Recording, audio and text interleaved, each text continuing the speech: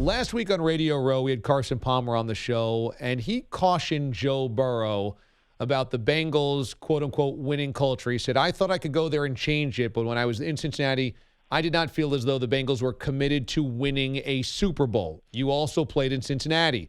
Do you think that Joe Burrow needs to be warned about playing in Cincinnati and thinking that there is going to be a winning culture to support him? Absolutely. Absolutely. Because you know what? I also covered Carson Palmer, and being a California guy myself, I mean, I was 100% behind Carson. I watched as it sucked the life out of him. I watched fans in Cincinnati dump garbage on his home, on his lawn. I watched how others abdicated and tried to force the leadership onto him when he wasn't given support to corral some of the wild-natured individuals that surrounded him. Now, blowing out his knee early in the game, that was just buzzard to look, right?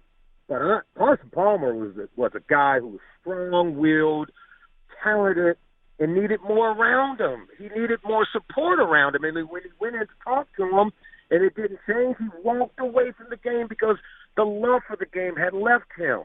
And that's a shame. And organizations need to be weary of that one man in a bad environment cannot turn it around by himself. I could just flat out tell you that.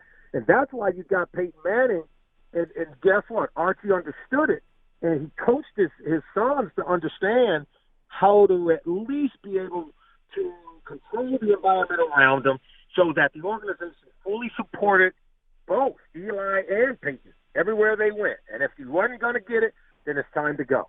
I mean, Archie understood that, having played in New Orleans, and Peyton understood it and knew how to do it. He had guys like Tom Moore and Tony Dungy that allowed it to happen, and he brought him a championship. And I think Joe Burrow has to be equally dialed in here in Cincinnati.